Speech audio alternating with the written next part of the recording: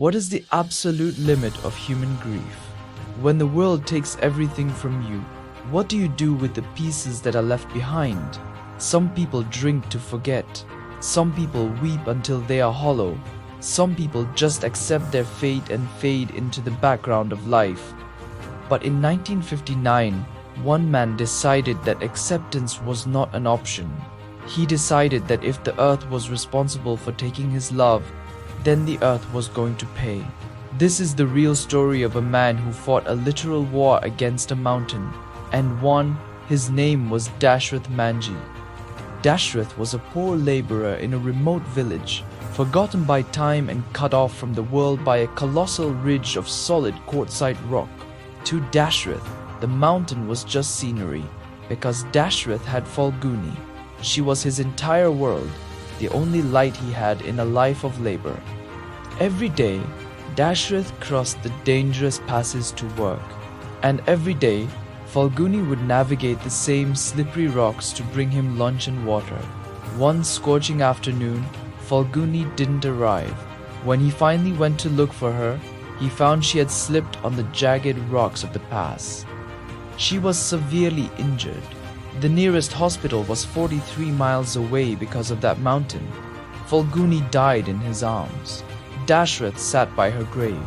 As he looked at the massive ridge that had suffocated his people, an impossible thought took root. He would kill the mountain. He sold his only possessions, 3 gold sand, bought a hammer and a chisel. The villagers watched, thinking grief had completely shattered his mind.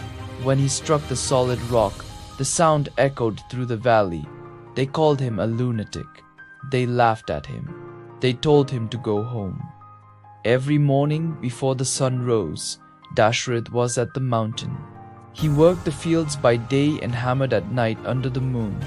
This was a slow, agonizing grind. When the harsh summer hit, the rocks burned his hands. When monsoons came, the rain threatened to wash him away.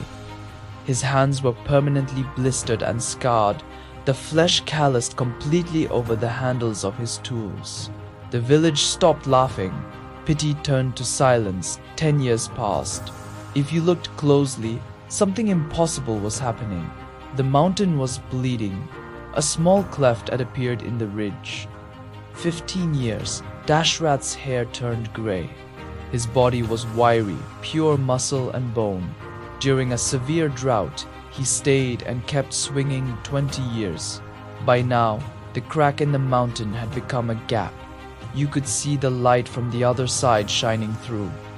And then, in 1982, 22 years later, Dashrath Manjhi swung his hammer, and there was no more rock in front of him.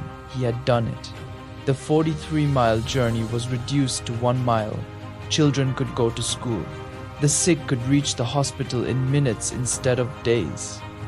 Dashrath Manjhi never asked for money or fame. He passed away in 2007, and the government gave him a state funeral. Remember that water can cut through rock not because of its power, but because of its persistence. Subscribe to keep swinging the hammer.